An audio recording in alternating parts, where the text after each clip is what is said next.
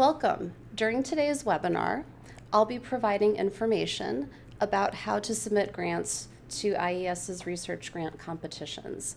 My name is Emily Doolittle, and I'm a program officer in the National Center for Education Research. Today, I'll describe for you the competitions that we're competing in FY 2018 and provide lots of detailed information about how to prepare your application and submit it through Grants.gov. Today, you'll learn how to find application materials, how to use Grants.gov, what goes in an application, how to format your application, and some program-specific information. There are two research centers at IES. The first is the National Center for Education Research, which we refer to as NCER. And the second is the National Center for Special Education Research, which we refer to as NCER. Each research center has its own unique CFDA number. The CFDA number refers to the Catalog for Federal Domestic Assistance. And these numbers are important when you need to identify the grant competition you would like to apply to, and this number will be important when you're looking for application packages on Grants.gov. The CFDA number for NCER is 84.305, and the CFDA number for NCER is 84.324. You'll see those numbers coming up periodically throughout today's webinar. For fiscal year 2018, NCER is competing the following research grant programs. The first, Education Research Grants, has a CFDA number of 84.305A. The alphanumeric code will help you distinguish amongst the different programs within each research center. For the Education Research and Development Centers competition, the CFDA number is 84.305C. This year, for the R&D Center competitions, we are competing 4 different center topics: improving education outcomes for disadvantaged students in choice schools, improving rural education, writing in secondary schools, and exploring science teaching in elementary school classrooms. The third competition for fiscal year 2018 is partnerships and collaborations focused on problems of practice or policy, CFDA number 84.305H. And within that program, there are 2 topics: researcher-practitioner partnerships in education research and evaluation of state and local education programs and policies. Finally, we have 2 additional competitions this year. Both are focused on low-cost, short-duration evaluation of education interventions. The CFDA number is 84.305L, and we have 2 application deadlines for this competition this year. So these, the 2 competitions will be distinguished by numeric appendices to that CFDA number 1 and 2. So more on that a little bit later in today's webinar. The first program I mentioned, the Education Research Program, CFDA 84.305A, has multiple topics. These are the topics that are being competed this year. Please note, for those of you who are familiar with this competition, the Science, Technology, Engineering, and Mathematics STEM education topic is our mathematics and science topic. We have modified it this year to expand the relevant student outcomes that can be considered under this particular topic area. Also note that the special topics, arts and education, career and technical education, and systemic approaches to educating highly mobile students, are topics that were introduced in fiscal year 2017, our most recent round of competition for this program. We are also offering those topics for fiscal year 2018.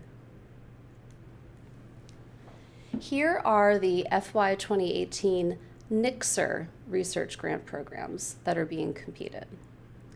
the Special Education Research Grants Program, which has a CFDA number of 84.324A, Research Training Programs in Special Education, 84.324B, and under this training program competition, there are 3 separate topics this year: postdoctoral research training, early career development and mentoring, and methods training using sequential multiple assignment randomized trial designs. NCER also has a low-cost, short-duration evaluation of special education interventions, also with 2 deadlines this year. The CFDA number is presented in the slide, 84.324L, and then there'll be 2 different competitions, so you'll need the numbers 1 or 2 to distinguish which one you're applying to. And then finally, NCER is competing a research networks focused on critical problems of policy and practice in special education. The focus of this network is on multi-tiered systems of support. Applicants to this program will apply either as a network lead or as a research team. Within NCER's primary research grants program, the Special Education Research Program, there are multiple topic areas, as there are with the Education Research Program in NCER. These are the topics that are being competed in FY 2018. Please note, if you were an applicant to the FY 2017 NCER Special Education Research Competition, you will recall that in FY 2017, NCER had a restricted focus in this program to research that looked at teachers and other instructional personnel. The FY 2018 Special Education Research Competition does not have this particular restricted focus. However, if you applied in FY 2017, please know that you would still be eligible to resubmit your application under this year's competition. Please contact a program officer within NCER if you have any additional questions about that particular issue. Please note that for FY 2018, IES's research grant competitions will have different due dates, so please pay attention to the due date for the competition that you're applying to. On August 3rd, 2017, applications for the first 84.305L and 84.324L competitions, the low-cost short-duration evaluations, will be due. On August 17th, the Education Research Grants and Special Education Research Grants competitions will be accepting applications. The partnerships applications are due on that day as well, as are the Research Training Program applications to the Special Education Research Center. We also have a due date in September this year. On September 21st, applications to the Research and Development Centers competition in NCER and to the Research Networks in NCER will be due. And then finally, the second application deadline for the low-cost short-duration evaluation programs will be due on March 1st, 2018. So again, please pay attention to the deadline for the competition that you're applying to. We have 4 different deadlines this year. All right, now turning to information about IES and our website. We have a newly designed website, and it's in progress, so different parts of it will look a little bit different as you're working through it.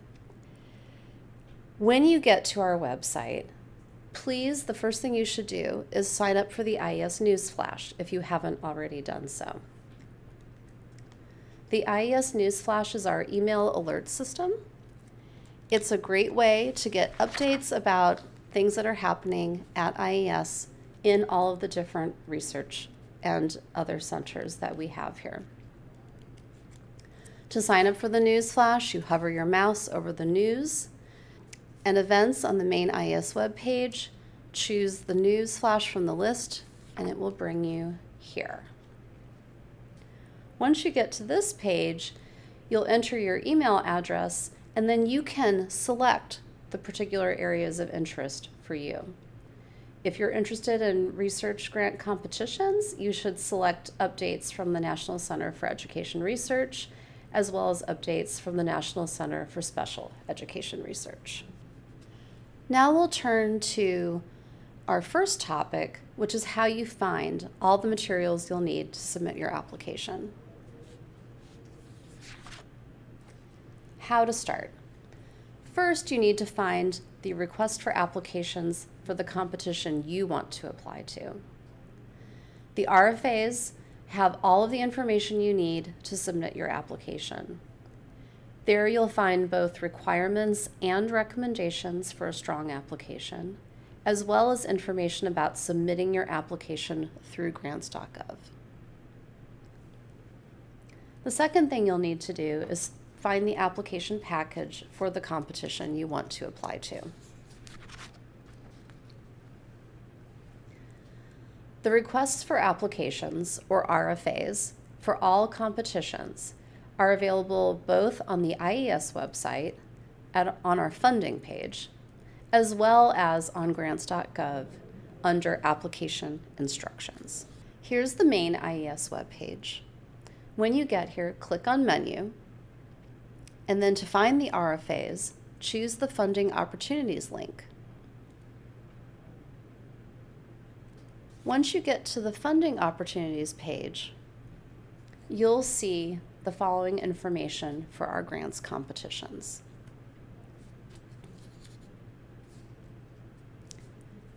You need to click on the link that takes you to the appropriate RFA for the competition that you would like to apply to in order to find the requests for applications.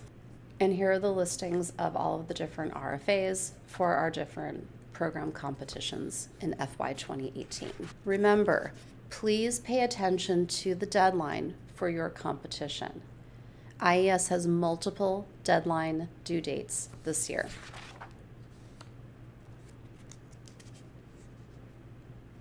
The FY 2018 competitions have different due dates, and those will be marked on our website. Now we'll turn our attention to finding application packages. The FY 2018 application packages and instructions in this case are the RFAs, are available on Grants.gov. When you get to Grants.gov, this is where you will find the different materials for submitting your application.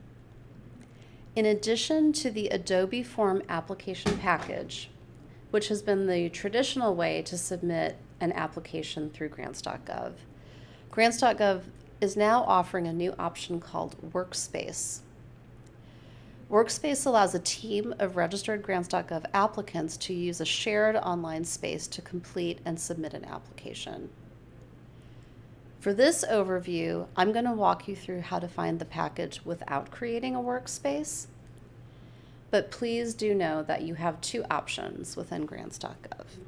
Across the top of the page on Grants.gov, you'll see a number of menus. You need to click on Search Grants. How do you find the correct application package? We have found that the easiest way to find our application packages for IES research grant competitions is to do the search by CFDA number. So for example, for all education research or NCER competitions, you'll want to use the CFDA number 84.305.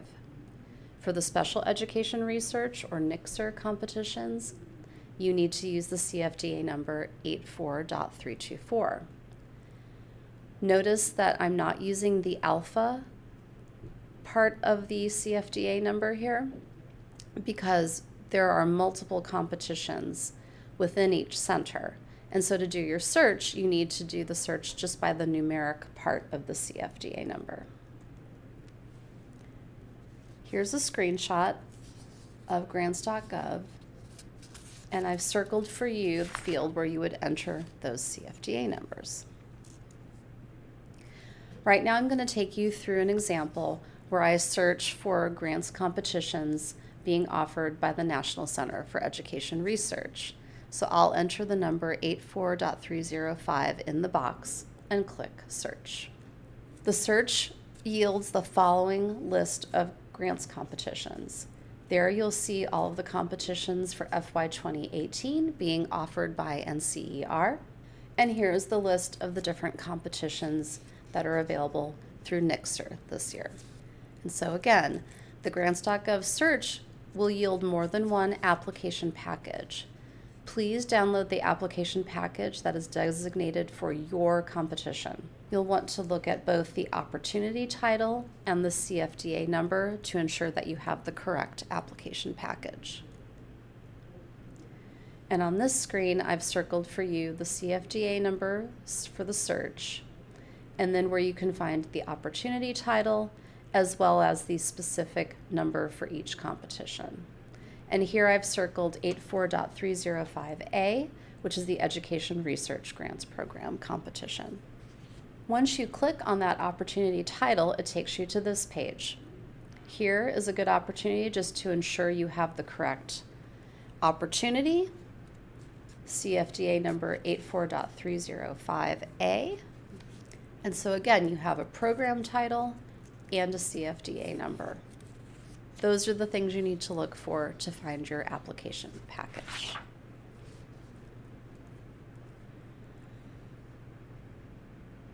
So when you're on this page, you click the Package tab, and here at the bottom right of the screen, you see a link where you can select the package. Click there.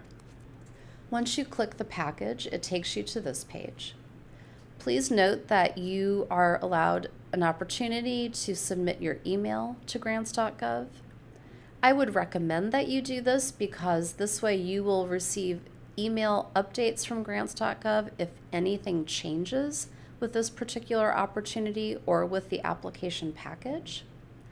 Chances are nothing will change, but this is a nice thing to do just in case. However, you don't need to provide your email if you don't want to. Once you get to the next page, you will see here at the bottom left the ways that you can download both the instructions and the application package. If you download the instructions, you'll find that it takes you to the RFA, which is something that can also be found on the IES website.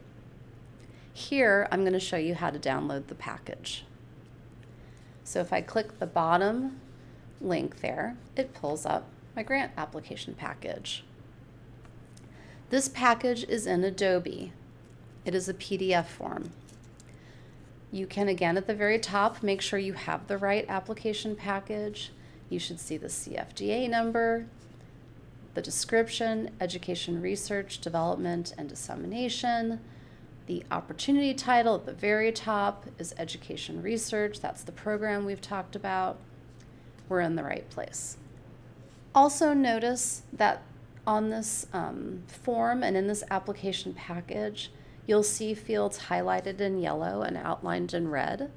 Those are required fields for Grants.gov. Those fields must be filled out in order for the package to be processed by Grants.gov successfully. Below, you will see a list of forms that are to be completed in the application package. Notice that some are mandatory, but others are optional. The mandatory and optional refers to what the requirements are for Grants.gov. So you'll see that there are several mandatory forms here. The optional forms below are optional because they may not apply to all applications that are submitted. Also see on this page that I've circled the Check Package for Errors button. This is a really useful thing to do as you're preparing your application using the Adobe package. If you click this button, it'll take you to any place within your package where there's a field that hasn't been completed or some missing required information. Please use this as you're putting the package together so that you can catch any errors before you submit through Grants.gov. Now I'm going to go into more depth about Grants.gov and provide some tips. First, Grants.gov registration. Please start early. Initial registration can take as many as 5 business days to complete. However, Grants.gov recommends that you allow up to 4 weeks for your registration to be processed completely. Also know that if you are registered on Grants.gov, you are required to update your registration annually, and that can take anywhere from 3 or more days to complete. So again, please begin the registration process early so that does not interfere with your ability to submit an application on time. To submit an application through Grants.gov, you'll need Adobe software, both to read and complete the application forms, as well as to convert Word, Excel, or other types of documents into PDF documents. Grants.gov provides a number of resources, one of which is help with checking the software that you have and downloading a version that you might need to submit your application successfully.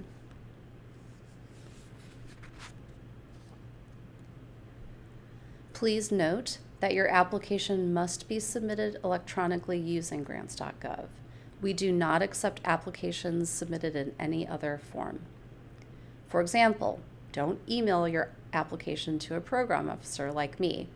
This would not be considered an official application, and it will not be sent forward for peer review. Also, please note, and this is very important, applications received by Grants.gov are date and time stamped. We will not accept a late application.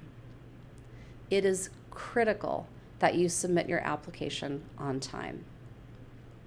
For this reason, please pay careful attention to the different application due dates that we have this year for the different competitions across both research centers. We will not accept your application if you submit it in paper format unless you qualify for one of the following exceptions. 1, you don't have access to the internet, or you don't have the capacity to upload large documents to the Grants.gov system. If you think you qualify for this exception, please keep in mind that you have to submit a written statement to us stating that you qualify for this no later than 2 weeks before the application deadline. Grants.gov submission problems. Sometimes things don't go as planned in Grants.gov.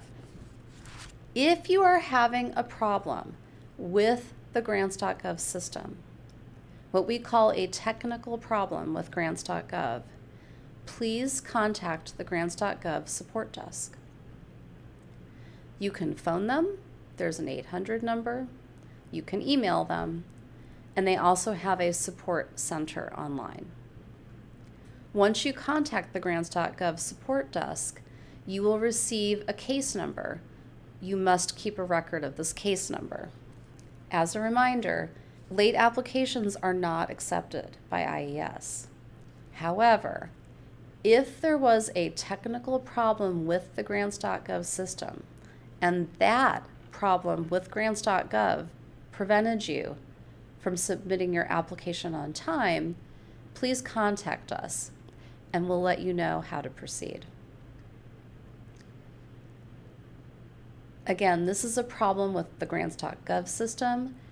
This is not relevant if you have failed to follow some of the guidelines regarding submission. And these are some of the things that we'll address later in the webinar.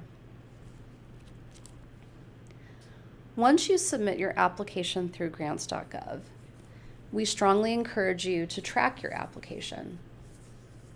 Grants.gov has a Track My Application link that allows you to verify whether your submission was received on time.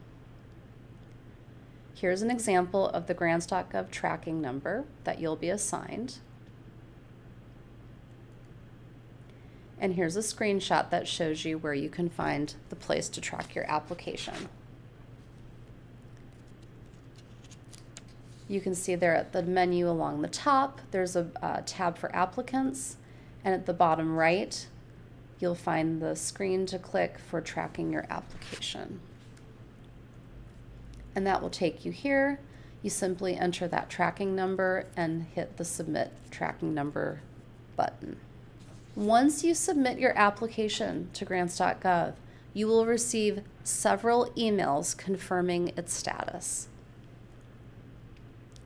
3 of those emails will come from Grants.gov, and the 4th email will come from the U.S. Department of Education. From Grants.gov, here are the 3 emails you'll receive. The first email is the one you'll get as soon as you hit the Submit button. And this is when the Grants.gov tracking number is generated. So this email confirms that you're attempting to upload an application into the Grants.gov system. Your application has not been received by Grants.gov. It's just simply a recognition that you are trying to submit an application.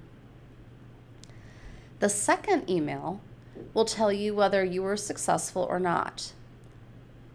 You should receive an email saying your application was successfully validated by Grants.gov. However, if you made any mistakes in filling out the application package, this email will tell you that it has been rejected with errors. If you get an email saying that your application was rejected due to errors in the application package, you will need to resubmit it on time in order for us to review it. The third email will tell you that the U.S. Department of Education has retrieved the application from Grants.gov.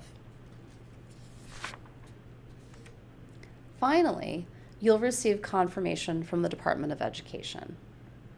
This 4th email from us will include a PR award number that is unique to your application. And here you see 2 examples. The first is an example of an application submitted to the National Center for Education Research. So you can see the 305 there. Or if you've submitted to the National Center for Special Education Research, the PR award number will have 324 as part of it. If you want to track your application at this point, now you need to use the PR award number. Once you receive this email confirmation from the Department of Education, you use the PR award number to track your application, not the Grants.gov tracking number. If your application was submitted late to Grants.gov, and this again will be confirmed by the date and timestamp that their system gives it, this email from the department will also tell you that your application was late and that it will not be given further consideration. IES also has a peer review website, and this is where you can learn more about your application once it's been received at the department. The website is called PRIMO, Peer Review Information Management Online. A few weeks after the application deadline, please be on the lookout for an email that will come from ieshelp@srahosting.com. The subject line of this email should say IES PRIMO Applicant Notification System, Status of Application. If for some reason, in the few weeks after the application deadline, if you have not received an email like this, please contact the relevant program officer to let us know, and we'll see if we can help you find it. And here's a screenshot of PRIMO. Once you get here, you see at the top right, there's a login tab. That's how you access the site. And that email from PRIMO will tell you how to do this. All right, so at this point, we're going to turn our attention to what's included in an application. First, the application consists of a number of forms. These are the Research and Related, or R&R forms, the SF424 form family, and a number of assurances forms. The application also consists of a number of PDF file attachments. These include a project summary abstract, a project narrative, Appendices. Note that some are required, and this depends on the competition you're applying to, and some are not. So you'll have to pay attention to specific RFAs for particular details about the appendices. Other PDF file attachments are the bibliography and references cited, the human subjects narrative, the narrative budget justification, and then biographical sketches of key personnel, including current and pending funding support. Now we'll go over the research and related R&R forms. As I showed you on the application package itself, some elements of these forms are required. If they're required, you'll see that they're highlighted in yellow and outlined in red. As you're completing these forms, remember that you can use the Check Package for Errors button on the front of the package to help you identify any errors. We recommend that you complete the SF424 cover sheet in this family of forms first, because it will pre-populate some of the other forms in the package. So again, this is the screenshot of the application package that I showed you earlier, listing the mandatory and optional forms, and also showing you the Check Package for Errors button. The SF424 R&R form at the top of the mandatory forms list is the cover sheet that I recommend that you begin with. Here's a screenshot of the cover sheet.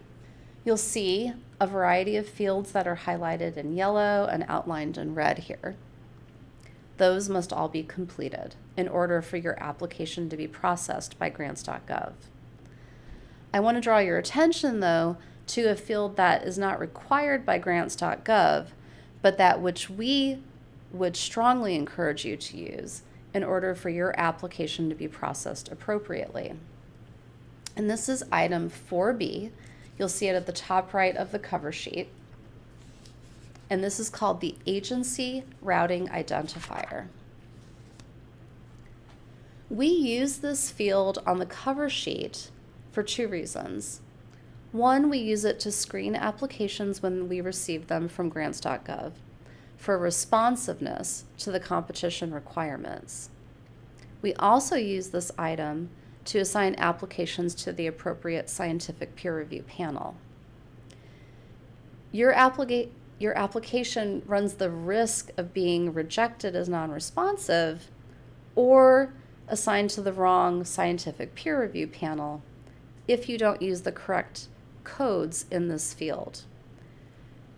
The request for applications for your competition will have these codes. I'll review some of them here.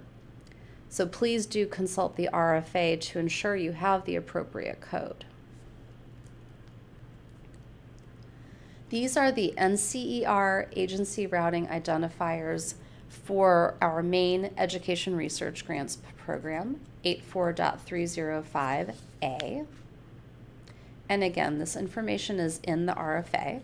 These are the agency routing identifiers also used for the education research grants competition to specify a research goal for your application.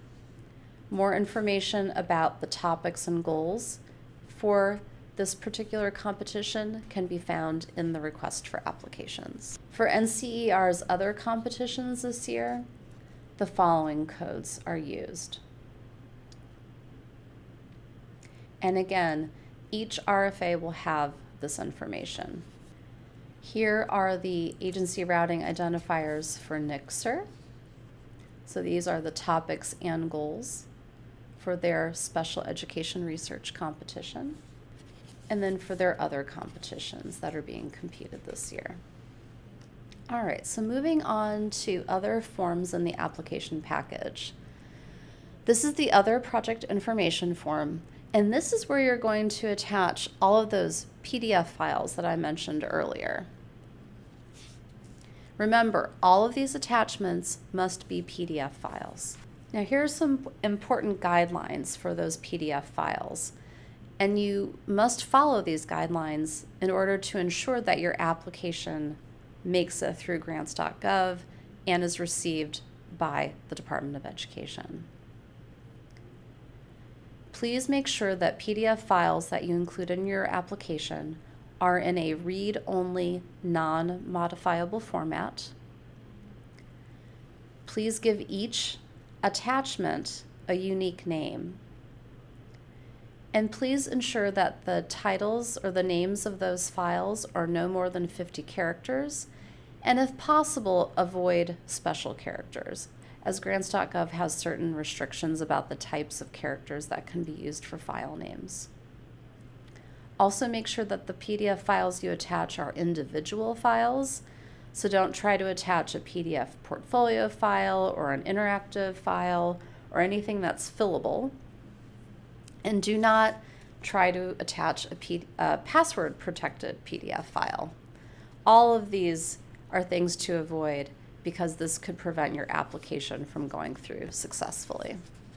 Now I'll start to talk about some of these different PDF files that you'll attach to your application. All applications include a project summary abstract. We recommend that this summary be no more than 1 page, single-spaced. And this is attached at number 7 of the other project information form. It's helpful if you include both the research topic and the goal in this abstract. Topics are noted within each research competition, and 2 of our competitions, 305A and 324A, also ask for the goal code.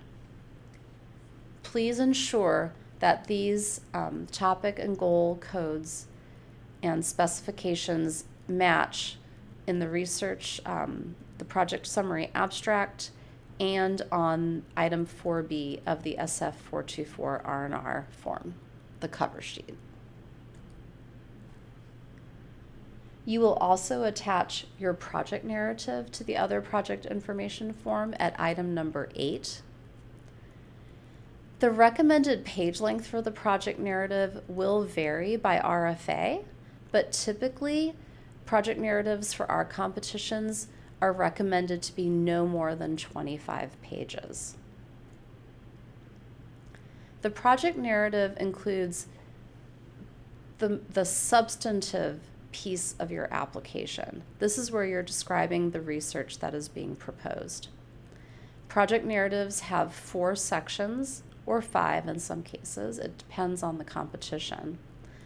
But in all RFAs, the narrative will include a significance section, a section describing your research plan, and then sections describing both personnel and resources. Information on what to provide for each section is detailed in each RFA. In our primary research grant competitions, you'll find this information in Part 2, topic requirements, and in Part 3, goal requirements. We recommend that the project narrative be concise and easy to read, and we also recommend that you add page numbers. Footnotes are not recommended, so if you use them, do so only sparingly or not at all. Now I'm going to turn my attention to the appendices that you'll include in your application. Importantly, you must consult the RFA for the competition you're applying to be sure that you're including all relevant appendices. These will vary by competition. All appendices are given an alpha code, anywhere from A to F, and that will also vary by competition. And importantly, some competitions have required appendices. So the information I'll provide here is general across our competitions. You need to look at the RFA for your competition to ensure that you are including the correct appendices. One appendix that you must include in your application is the Dissemination Plan. We recommend that your Dissemination Plan be no more than 2 pages, single-spaced, and the plan will be included at the end of your project narrative and submitted as part of the same PDF file attachment. Please note that this is a new requirement in fiscal year 2018 for the education research and special education research grants competitions. Another appendix is a response to reviewers. We recommend that this response be no more than 3 pages single-spaced. A response to reviewers is included at the end of the project narrative and other relevant appendices and submitted as part of the same PDF file attachment. Please note that this response to reviewers is only required if your application is a resubmission. This is an opportunity if you have revised and are resubmitting an application that was submitted to an earlier or a prior fiscal year competition. It gives you a chance to describe how your revised proposal is responsive to the feedback you received from reviewers in the prior year. Please include the application number of that prior application. Another appendix is one that includes supplemental charts, tables, and figures. This appendix is recommended to be no more than 15 pages single-spaced. And again, it's part of the same PDF file attachment that includes the project narrative and any other relevant appendices. Another appendix that you can include is one that will include examples of intervention or assessment materials. We recommend that the page length for this appendix be no more than 10 pages single-spaced. And again, you include this appendix as part of the same PDF file attachment that has your project narrative and any other appendices that you are including. IES also allows you to submit an appendix that includes letters of agreement from partners, research partners, school partners, those who are have agreed to collaborate with you on the research you're proposing. This appendix does not have a recommended page length, and again, you will include it at the end of the project narrative and any other relevant appendices and submit as part of the same PDF file attachment.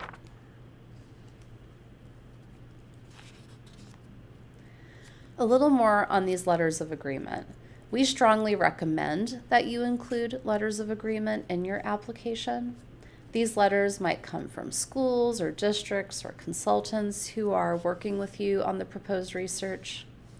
Importantly, those letters should clearly indicate that the writer of the letter understands what's required of them to be part of the research that's being proposed.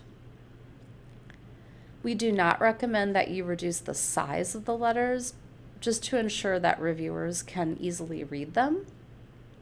But do keep in mind that when you scan documents like a letter of agreement to include in your application, that will increase the size of your application, which means that it could take longer to upload.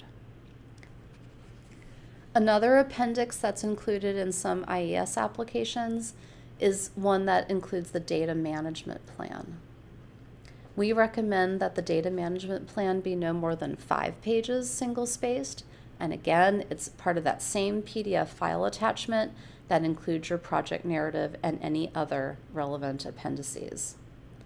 Please see the RFA for the competition you're applying to determine if your application requires a data management plan. All right, so moving on from the appendices, another attachment that you'll include on the other project information form is the bibliography and references cited. Again, this is a PDF file. There's no recommended page length. We do recommend that you use APA style, and you will attach this at number 9 on the other project information form. Please ensure you include complete citations. And again, APA style is recommended to ensure that all applicants have an equal amount of space with which to present their ideas. Another PDF file attachment on this form is the human subjects narrative. IES does not require IRB approval when an application is submitted. However, we do require that you include a narrative regarding what you believe will be the human subjects requirements for the research you're proposing. There's no recommended page length for the human subject's narrative. It's attached at number 12 on the other project information form. And you'll need to specify whether you think your research will be exempt or non-exempt. The Department of Education includes information on their website about the 6 exemptions that apply. Please include all relevant information to determine whether exemptions are appropriate.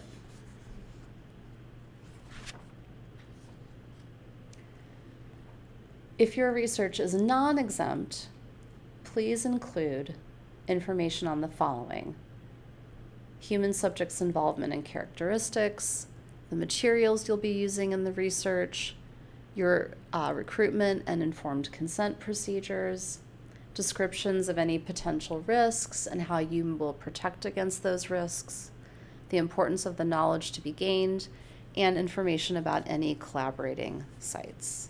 All right, moving on from the other project information form, now we'll go over the budget form. This is the research and related budget total federal and non-federal form. Again, you see the fields highlighted in yellow, outlined in red. Here, I'd like to take some time to just walk through a few common mistakes that we see when applicants fill out this budget form. On the budget form, you'll notice that there's a section for participant trainee support costs. Please note that you will only use this section of the R&R budget form if you are submitting a grant to the Special Education Research Training Program competition. So any of our grants competitions that have the letter B for research training. Applications submitted under all of the other competitions will not make use of this field of the budget form. So again, you'll only use this component of the budget form, participant trainee support costs, if you're submitting an application to a training grants program. In this case, that's 84.324B this year. The budget form also asks for information about time commitments of senior and key personnel. When you are including this information in the form, you'll only fill in either the calendar month's effort or the academic and summer months that each key person will be working in each project year. Keep in mind that IES wants to know the level of effort over the calendar year. So please, in your application, include this information in the narrative budget justification as a percentage of the 12-month period that each key person is working on the project. However, on the budget form, you can provide this information either in calendar months or academic plus summer months. And here's a screenshot of the budget form, and you see they're circled in red where you enter the information about level of effort. Budget maximums. This is important. IES sets maximum budget amounts for each grant. These budget maximums vary by RFAs, topics, and research goals. Keep in mind that applications that request amounts greater than the budget maximum will be deemed non-responsive and will not be forwarded for peer review. So please attend to this information in the RFAs.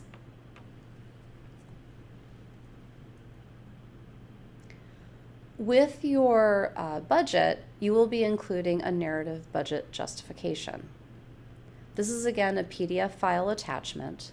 There's no recommended page length for this budget justification. And what you're going to do is you will create a single narrative budget justification, so a single document that explains how money will be spent in all years of the project. And this single narrative budget justification is to be attached to the budget form at section K of the first budget period. And here's a screenshot. So you're in budget period 1, you can see that at the top of the form. And down at the bottom left, you see the field to attach the budget justification. Once you do that, you'll be able to click the button on the bottom right, which says Add Period, and that will take you to the next budget period.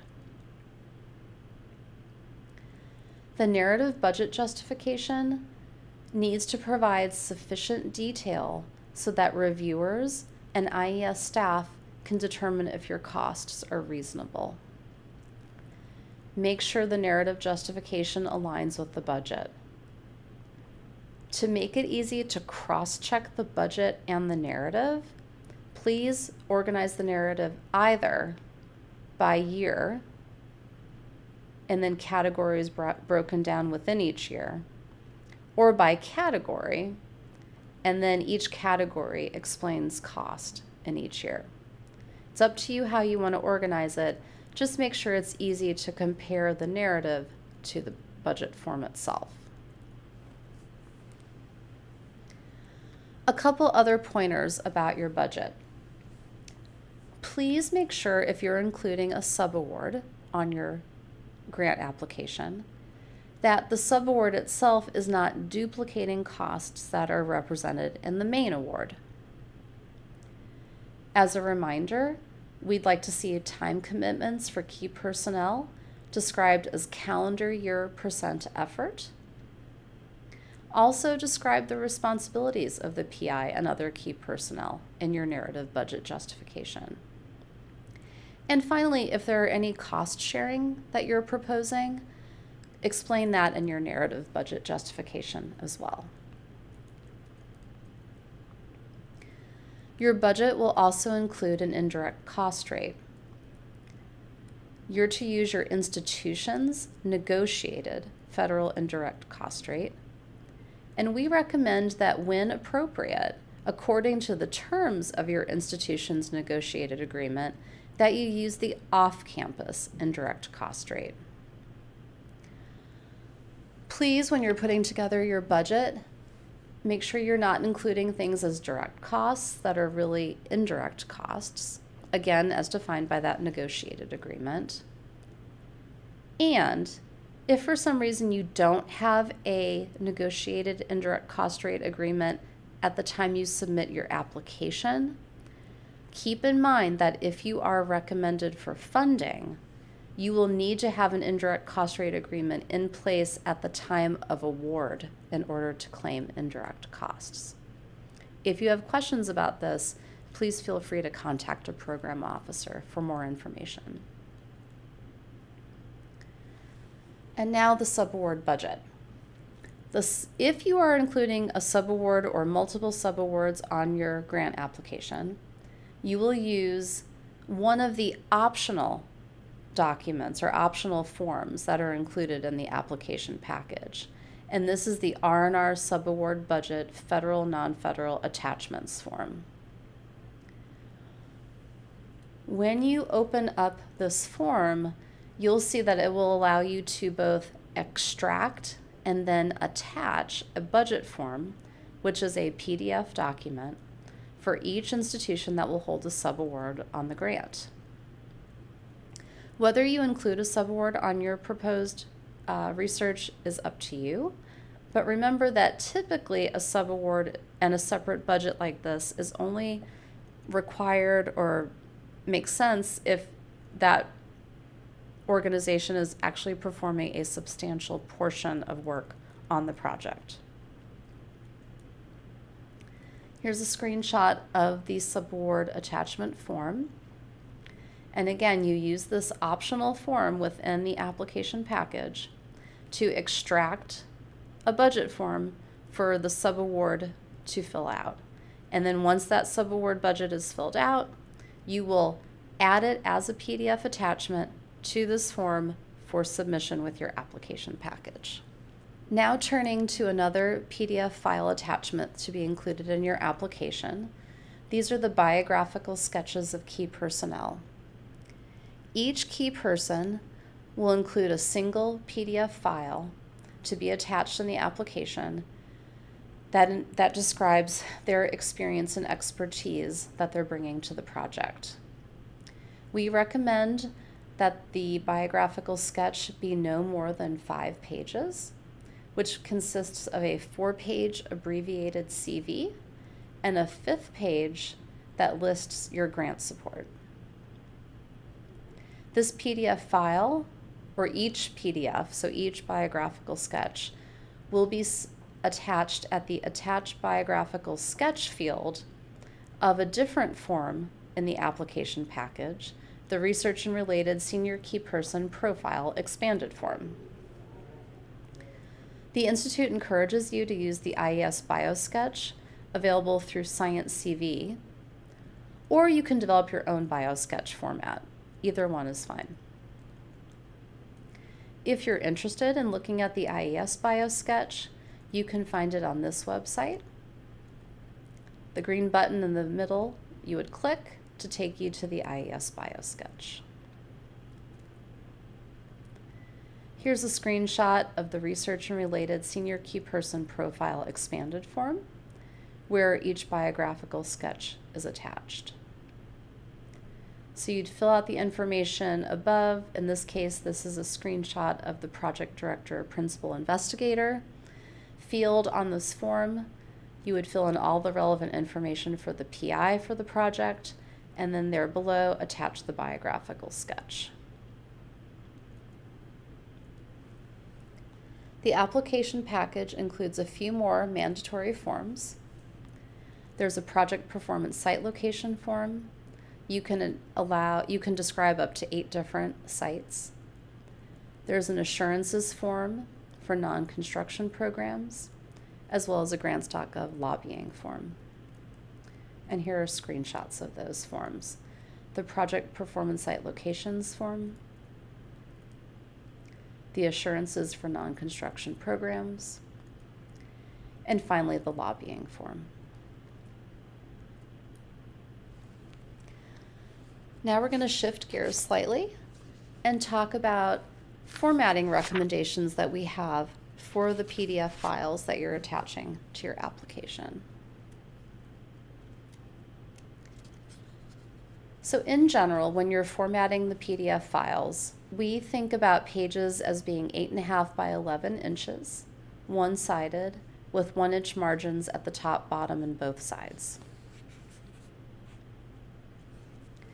In general, we recommend that you use a 12-point font and that the type density of the font be no more than 15 characters per inch. This will be something like no more than 6 lines of type within a vertical inch.